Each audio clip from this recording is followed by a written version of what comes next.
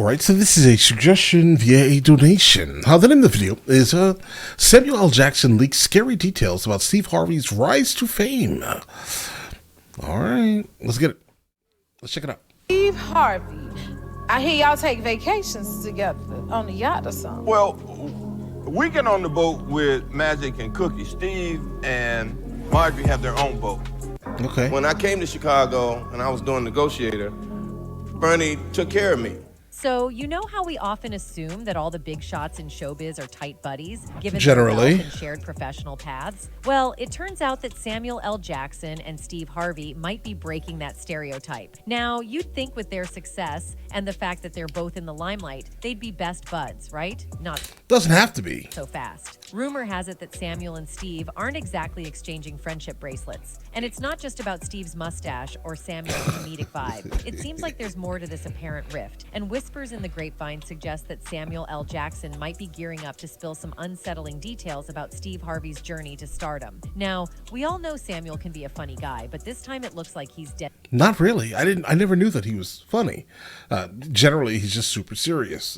All of his roles generally are super serious. Serious. The scuttlebutt implies that there might be some skeletons lurking in Steve's closet that only the insiders are privy to. And you know Steve Harvey, he doesn't take kindly to people throwing shade his way. If Samuel is indeed gearing up to expose some truths, it might just set off a celebrity feud of epic proportions. The burning question on everyone's mind is, what exactly does Steve Harvey have tucked away in that closet that's pushing Samuel L. Jackson to the brink of calling him out? Stay tuned, because it looks like there might be some spicy Hollywood drama about to unfold. And these two might be on the verge of a showdown that nobody saw coming. So, we all know Steve Harvey has become a household name thanks to his killer comedy and no-nonsense talk, whether it's on his radio show or his daytime talk show. But here's the twist. Yeah, I would definitely tell you right now that Steve Harvey didn't actually transcend to, let's say, international or national phenom up until Family Feud.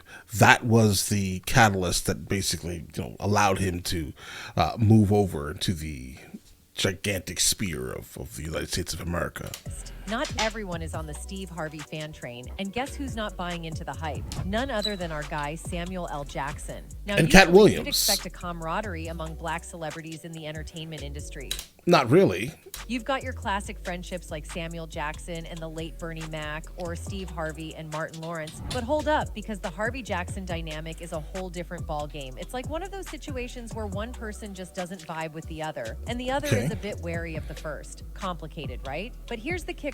The deets of their beef go way beyond what you might have heard on the grapevine. For starters, it seems like Samuel L. Jackson isn't entirely buying into the Steve Harvey charm, whether it's the professional persona or the real-life dude. Now, Yeah, to be honest, guys, Steve Harvey feels like a faker to me. we've seen hints of Jackson's feelings over the years, but things hit a whole new level recently when he spilled the tea about his encounter with Harvey on the way to the ocean. Picture this. A couple of years back, snaps surfaced online of Jackson and his wife chilling with Harvey and his wife at some vacation spot. Now, back then, with limited info about their relationship, everyone assumed these guys were tight buddies. Headlines even screamed, "Life on the Ocean Rave, pals Steve Harvey, Samuel L. Jackson, and Magic Johnson enjoy July 4th on luxury yacht with their wives." Sounds like a pretty glamorous friendship, right? Fast forward to today, and Samuel decided it was time to set the record straight. Turns out those ocean rendezvous weren't exactly planned. According to Jackson, he and his wife were just on their way to their chosen vacation spot of the year when they accidentally bumped into Harvey and his missus. And let me tell you, judging by Jackson's expression as he spilled the beans, he wanted the world to know that this meeting with Steve wasn't some carefully orchestrated Hollywood rendezvous. It Right, sounds like it was an accident. was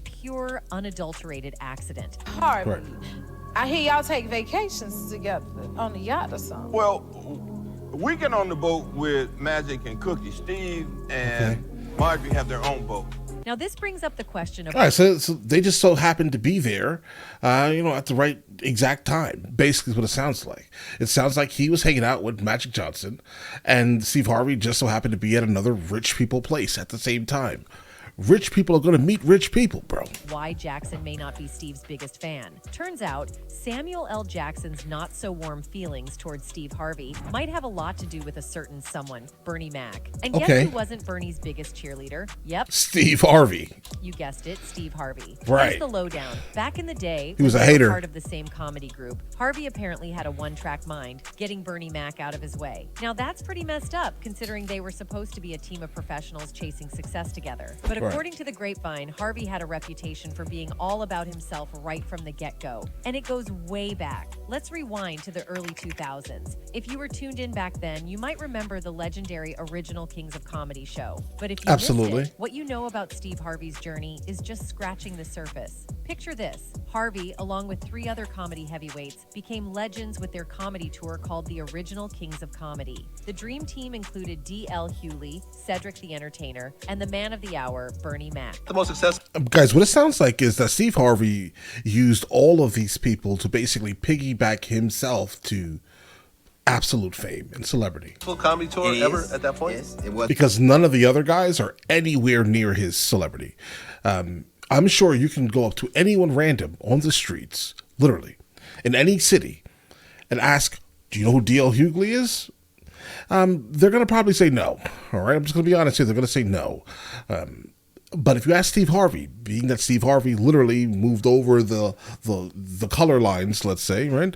Yeah, he absolutely is going to be recognizable more than all these other names. Was at that point. This wasn't just any comedy tour. It raked in big bucks and left a lasting impact on the comedy scene. Now here's where the plot thickens. Rumor has it that while they were making people laugh on stage, behind the scenes, Harvey wasn't exactly playing nice. The tension reportedly centered around Harvey's efforts to shine brighter by dimming Bernie Mac's spotlight. So here's the deal. Harvey, God. with his smooth moves and aggressive audience banter, was considered the suavest performer in the original Kings of Comedy. But then you had Bernie Mac, whose style was like a comedic roller coaster, diving into intense jokes that touched on some real-life stuff. Now, rumor has it that Harvey might have caught a serious case of envy over Bernie's unique style, and what Right. started as a minor issue snowballed into a full-blown feud. Guys, Bernie was actually funny. All the other ones, let's not put DL in that mix, but specifically Cedric the Entertainer and Steve Harvey, they're not really that funny, guys, right? I mean, let's just be honest here.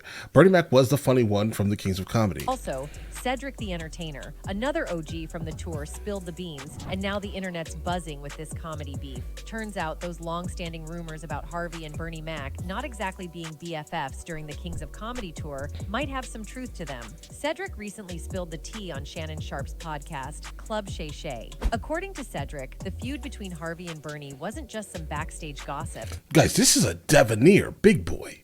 I'm telling you. It was real and had its consequences. It even prevented the Kings of Comedy crew from hitting the road for another epic tour. Imagine the laughs we missed out on. But wait, it gets juicier. Back in 2003, Bernie Mac spilled some tea of his own in an interview with GQ magazine, claiming that Harvey was jealous and tried to mess with his movie roles. Steve, not one to stay quiet, addressed The Ocean 11 these claims in a 2010 interview, expressing movie. how hurt he was by Bernie's words. But fans weren't entirely buying Steve's side of the story. So, given Samuel L. Jackson and Bernie Mac's tight-knit friendship, it's becoming clear why Jackson might not be sending Steve Harvey a Christmas card. These guys weren't just pals, they were practically siblings in the industry. You know, the kind of friendship that's so deep, everyone thought of them as family. I knew he was having some health issues, and I was really concerned about him, but he would look at me every day and say, I'm good, let's go, let's hit it. And we would hit it. And it was a joy to work on that movie with Bernie. They even teamed up on the big screen in the movie Soul Men. Now, while you might remember them as Soul bandmates Men. on a wild road trip to honor their lead singer, what you might not know is just how close Samuel Jackson and Bernie Mac truly were. Jackson has been opening up about Mac's life ever since his passing, shedding light on their deep connection. In Soul Men, Jackson and Mac played characters who used to be in a band together, embarking on a crazy cross-country journey to pay tribute to their late lead singer. Tragically, Guys, I've never seen this movie, but it sounds interesting. Bernie Mac fell ill and passed away from pneumonia in August after they wrapped up filming. To add a surreal twist to it all, Jackson revealed that Mac never got to see the final cut of the movie. Now that's a whole new level of bittersweet. Jackson, star of The Hitman's Wow. Bodyguard, spoke fondly of Mac, labeling him a friend. He even spilled the beans that the Ocean's 11 co-stars would crack some jokes at Jackson's golf tournament in Bermuda. But outside of their time on the Soul Men set, Jackson admitted that he didn't get to spend much time with Mac while he was alive. The guy was booked solid with his show, The Bernie Mac Show, a Fox comedy series that had everyone in stitches from 2001 to 2006. We used to talk about blowing up and being famous and doing all this stuff and all of that, said Jackson. Then when he got famous, he was here in LA, and I never saw him because he was too busy doing his TV show every day. I didn't go by and bother him, but I would run into him at functions and we got to get together. That was who he was, and I appreciate that about him. And I love the fact that when I came to Chicago and I was doing Negotiator, Bernie took care of me. So remember the ending of Soul Men with that heartfelt dedication to Bernie Mac and bro, Isaac no Hayes, spoilers. two genuine soul men? Well, guess whose brilliant idea that was? Yep, you got it. Samuel L. Jackson. Now, understanding the depth of Jackson's connection with Mac makes it crystal clear why he might not be thrilled about the Steve Harvey comparisons. And if you take a closer look at their life journeys, you might just see it too. Bernie Mac was no ordinary comedian. He's like the captain of the Pioneers Club in the comedy world. Known for his iconic TV series, The Bernie Mac Show and the legendary Kings of Comedy tour, later turned into a film directed by none other than Spike Lee, this Chicago comedian was a titan among his peers. Sure, today it looks like Bernie had a smooth ride to becoming an icon, but the reality was quite the opposite. When I think of in terms of big, you know, it really wasn't a doubt. I knew I would do. Life threw some serious curveballs Bernie's way from the get-go. Losing his mother at a young age forced him into a tough spot, juggling multiple odd jobs to make ends meet. It wasn't exactly a walk in the park for him. But you know what Bernie realized along the way? That humor can be your best companion in this crazy journey called life. So he decided to put all his focus into stand-up comedy, determined to spread laughter and entertain people. And that's the thing about great power, as they say. It comes with great responsibilities. Bernie Mac's legacy goes beyond the laughter he brought to our screens. It's a testament to resilience, turning hardships into humor, and leaving an indelible mark on the comedy landscape. Comedian. I'm not a black comic. I didn't want a black show. I want a show. I make everybody. Although Respect. Bernie Seriously, fell in love with seriously, the idea of guys. being a comedian when he was just 8, but he didn't dive into it as a career until later in life. When he did, he had a clear vision. I'm a comedian. I'm not a black comic, he declared. I didn't want a black show. I wanted a show. I wanted to make everybody laugh. I never watch what somebody else does. It does not matter. Bernie Mac got to do a thing. So what did you think? What was your ultimate goal? What did you want to do? To be the best. Motivation, according to And to be honest, I do think that at least within this era, last 2 decades, 3 decades, he's easily one of the top 5. Bernie Mac Easily. wasn't about comparing himself to others. From the early days of his comedy journey to later in life, he had 2 simple goals: be the best and stay true to himself. TV? Nah, Bernie didn't bother watching what others were doing. He had his own thing to focus on. When Oprah asked him about his ultimate goal, Bernie's response was straightforward: to be the best. Fame, jokes, they were cool, but according to Bernie, that only appealed to a specific demographic. His strength, he believed, was in making everyone laugh, no matter who they were or where they came from. In his own words, he adjusted his style depending on the space he was in. During an interview, a spectator shared... This is not irregular for comedians or, honestly, most entertainers. I mean, they're going to have to code switch consistently based off of their audience. How she knew Bernie was destined for greatness after one night at his show. Now, you might expect Bernie, already a successful comedian, to be patting himself on the back, but nope. Bernie Mac revealed that even though he knew he'd eventually rise to the top, it wasn't something he constantly dwelled on. If you do well, the money will come. That's what I know. You know what I mean? No, right. Quit focusing I think Oprah knows, bro. on the money. Right. Because it's not about the money. My love Right. for comedy is just unbelievable. For Bernie, the end game wasn't the money. It was about getting better at what he loved. In an interview, he spilled the beans that while folks around him were all about chasing that paper, he couldn't stand the idea of money being the driving force. According to Bernie, if you're good at what you do, the money's gonna roll in sooner or later. To him, putting money on a pedestal meant there was something off. New York and signed a contract for syndicated radio. That just gave me a little bit of money. I wasn't making what I make now. I make like 10 mil a year off radio. And that kept me at least be able to survive. His mom... I'm sorry, Steve Harvey. Did you say that you were making $10 million a year and that's just a little bit of money, but at least you were able to survive, bro? Is that what you just said, Steve Harvey? I think you need to get back to get in touch with where you came from, your roots, maybe. I don't know. I'm not sure you can say $10 million is a little bit of money, and specifically if you're making that a year. Mantra was simple. If you That's do crazy, well, the bro. money will come. Money But keep in mind, that's like $5 million after taxes. wasn't the focus. Still. His love for comedy was what fueled him. Now, some sharp ears in the audience couldn't help but interpret this as a bit of a jab at Steve Harvey. You see, Steve has been known to highlight the importance of money quite a bit. In one interview, Steve casually dropped that he makes around $10 million a year from radio and called it a little bit of money. Yeah, you read that right, $10 million, just a Right. tad bit, according to Steve. Now, this difference in perspective on money says a lot about how these two see the world. But it's not just about the cash for Steve. His life has been a roller coaster of controversies beyond the dollar signs. Despite his public persona as the family man, the beloved comedian, the sweet actor, and the TV host, Steve Harvey's personal life has been a bit like a plot twist in one of his own shows. Yep, accusations have been flying around, ranging from him being labeled a less than stellar host to allegations of mistreating his former wife and kids for quite some time. Steve Harvey flew Winton to Texas, and Mary saw all the bruises on her baby's back. Now, here's a head scratcher for you. If Steve Oh, Harvey wow. is the poster child for family values, why has he walked down the aisle 3 different times? It's got some folks raising their eyebrows. This is what happens here with some people. He was with a woman, most likely. We're going to call her number one, right? Let's call her the struggle wife. The wife that he basically had when, he was just coming up and, making a little bit of money, right? And then he, with his wallet, he decided to step every single thing up around him. And as he entered into brand new, levels of income, he had to most likely mentally have a wife that would make sense for someone making that amount of money. That is telling you, that should scream pretty loudly the type of person he is, most likely, right? But all right.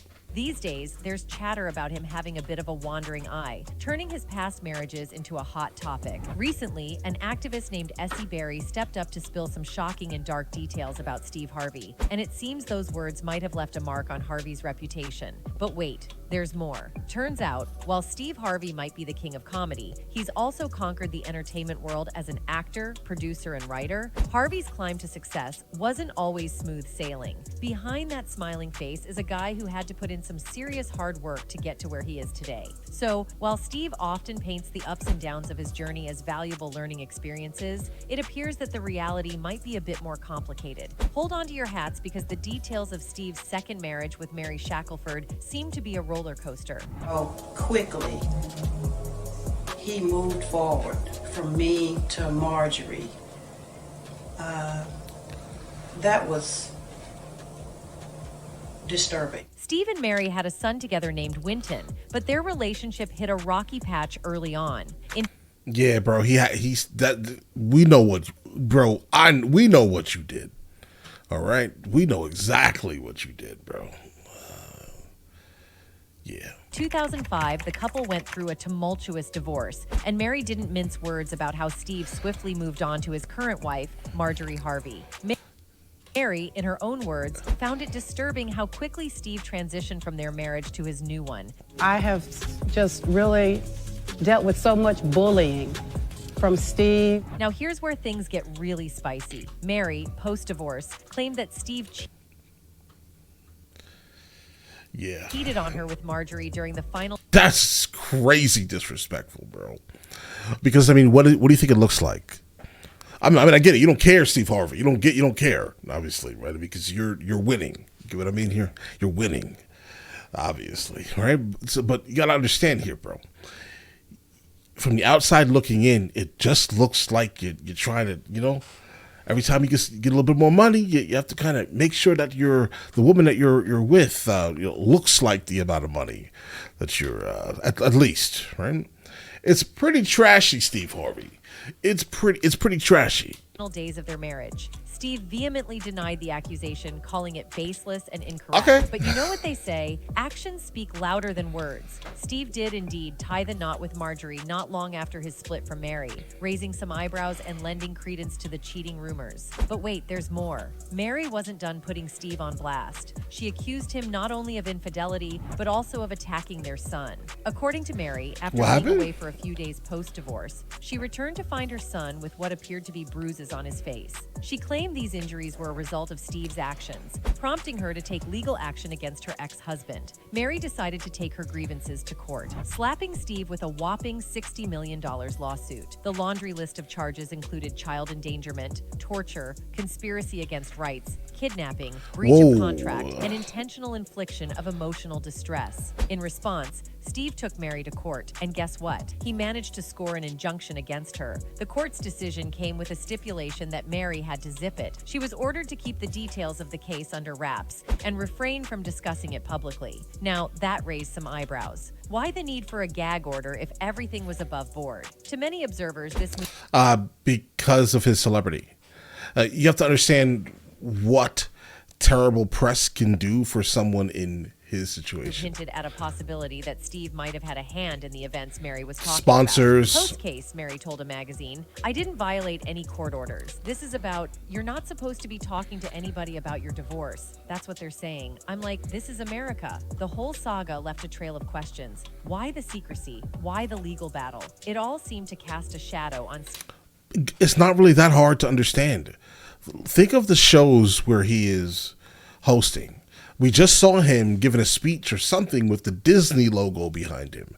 Then you see Family Feud. You have to understand where he is being generally marketed to, right? I mean, what would things like that the ex-wife wants to talk about publicly, what would that do for his income going forward, right? Think of sponsors. Steve Harvey's image That's as why. the relationship guru. Some fans started to wonder if maybe Steve's personal life was a bit messier than his advice columns would suggest. It One is. fan said, "I respect Steve Harvey as a comedian and entertainer, but the relationship advice, boy suck my..." Whoa. Another one said, "On bro." And Whoa. cheated on 2 wives and think he has creditably. Now, comedians Right. really don't like it when someone swipes their jokes. But guess who's gotten on the wrong side of quite a few funny folks? Yep, our man Steve Harvey. In the wild world of showbiz, especially comedy, things can get messy real quick. Celebs borrowing each other's art, or in this case, straight up stealing jokes, it's like a comedy minefield. Mark Curry is making some noise, putting Steve Harvey on blast for allegedly lifting his material on a very public stage. Mark Right. spilled the beans, claiming that Steve Harvey straight up recycled his material for jokes on his shows.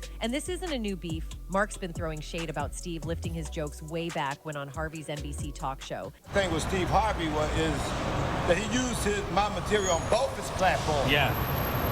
After I talked to him, I saw him at Def Jam. I went up and talked to him. I said, "Man, you're using my material." There's this explosive video, and it's got Steve Harvey and Mark Curry tangled up in some serious comedy beef. Mark's claiming that Steve, who used to host Little Big Shots on NBC, swiped not 1 but 2 of his jokes. And get this, Mark says he already confronted Steve about it in the past, but the alleged joke thievery kept happening. Curry says that you're still stealing his jokes. Hey man, listen to me. Yeah.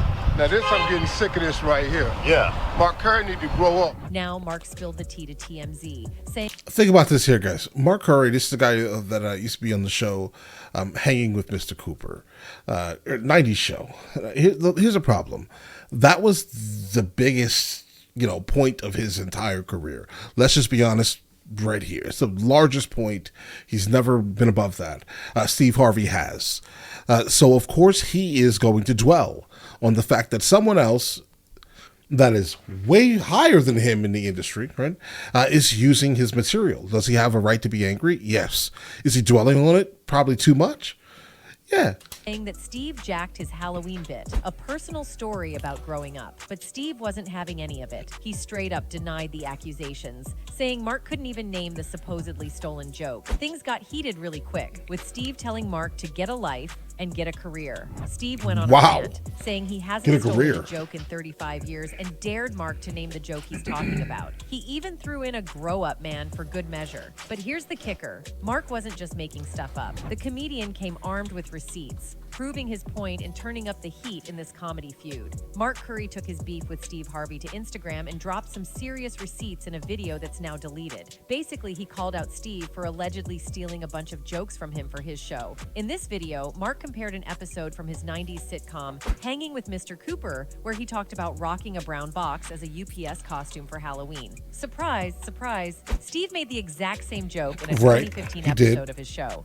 The same Steve that went to go watch Mark Curry do his whole sitcom and then stole everything Mark Curry had. And here's the kicker, other comedians like Cat Williams jumped in and had Mark's back. In a recent interview, Cat even called out Steve Harvey for supposedly swiping material from Mark Curry. In Cat's words, the same Steve that went to go watch Mark Curry do his whole sitcom and then stole everything Mark Curry had. Now, Steve got a sitcom where he's the principal, wearing a suit and rocking a high-top fade, making all black men think he's got the best lineup in the business. And it's a man unit, not the real deal.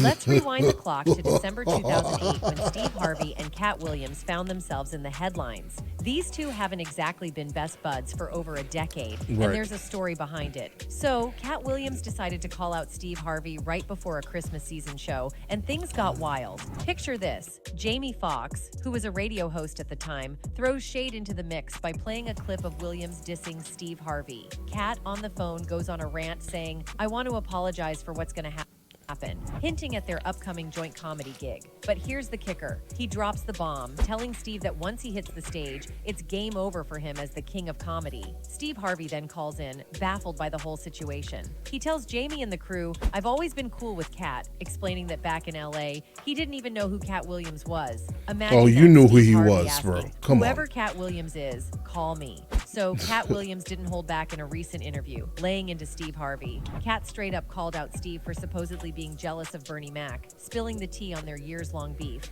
According to Cat, Bernie felt Steve was trying to mess with his movie roles, even attempting to snatch a role in Ocean's 11, creating major tension. The same Negro that hated on Bernie with this same thing. I didn't want to be a movie star. No, you couldn't be a movie star. Cat went on to claim that Steve, in an appearance on Club Shay Shay, Bro, tried to act all that nonchalant about that entire interview with Cat Williams is wild. wanting to be a movie star. But according to Cat, Steve was secretly Broke trying to the use internet. Bernie Mac for movie roles. This is like Steve Harvey telling people he used to be homeless. That's my story. That's not his story. Steve Harvey wasn't never homeless. Cat also called Steve out for supposedly lying about being homeless, saying, "That's my story, that's not his story. Steve Harvey was never homeless. When Mark Curry was touring with him 25 years ago, he was making $3,000 a show in cash and doing 5 shows a week. They just tell the stories." Cat didn't stop there, diving into Steve's marital history, claiming $60,000 to $75,000 a month, just nonchalantly. Steve said, You call? I guess. Listen, honestly, Steve Harvey would probably call that homeless. He would probably call someone that makes $75,000 a month homeless, bro. That's oh my god. What is that? $850,000 a year. Okay, that's $850,000 a year, and you're talking about that's homeless. I mean, I guess that is homeless compared. You know, he said he was broke, making $10 million a year. That's crazy. That it was his first wife who got him where he is. That is then crazy. Switched it up with the next wife who thinks like a man. Cat questioned Steve's credibility and authenticity, especially when it comes to claiming to be the king of comedy. He even spilled that he was offered the chance to be the 4th king of comedy, but turned it down because of how Steve allegedly treated Bernie Mac. Cat said, "Because the whole time Bernie was here, you were acting like you were funnier than him. You stop it. That man was funnier than all of y'all." Cat's not holding back, calling Steve out on his claims and keeping it real about how comedy works. Well, unraveling the threads of Steve Harvey's personal life sure paints a vivid picture, doesn't it? The patterns in his behavior, especially with the legal drama and controversies, make you wonder if he might have been the source of friction in his relationship with Bernie Mac. And Samuel L. Jackson? Well, it seems he's not the only one with a less than stellar view of Steve Harvey. The entire world might be giving him the side eye. Now, we know Steve's got a knack for spinning a narrative to his advantage, so it'll be interesting to see how he plans to tap dance around this one. What are your thoughts on all this drama? Do you think Steve Harvey is getting a bad rap, or is there more to the story? Drop your comments below, and let's keep this conversation rolling. All right, guys. So really quickly, this is what it is.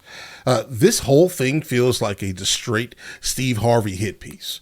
All right, that's what this is here. Steve Harvey has many, many issues. Would I trust him to be my relationship counselor? No. Do I think that he's funnier than any of the other people that were in Kings of Comedy? No. Cedric the Entertainer isn't really that funny either. Once we find out that he was also taking jokes from Cat Williams, right? So that's an issue. The only one that was really there that was funny was Bernie Mac. And Steve Harvey didn't like him, right? Because he thought that Bernie Mac was going to take his shine. But for him, unfortunately, Bernie Mac didn't live very long, right? So Steve Harvey took the shine. That's what he did. Keep this in mind. Steve Harvey did have a show back in the day also, right? So you can't say that he wasn't an actor, because he was. He did, in fact, have a show. I think Cedric the Entertainer was in it also. I think he was like a teacher or something, guys. I don't remember. I have no idea the name of the show. I don't remember it like that, unfortunately. But I'm not surprised that all this information is coming out, based off of how he treated all of his ex-wives. That's crazy, bro. How are you going to listen to someone? How can you listen to someone that has done all of those things? Okay.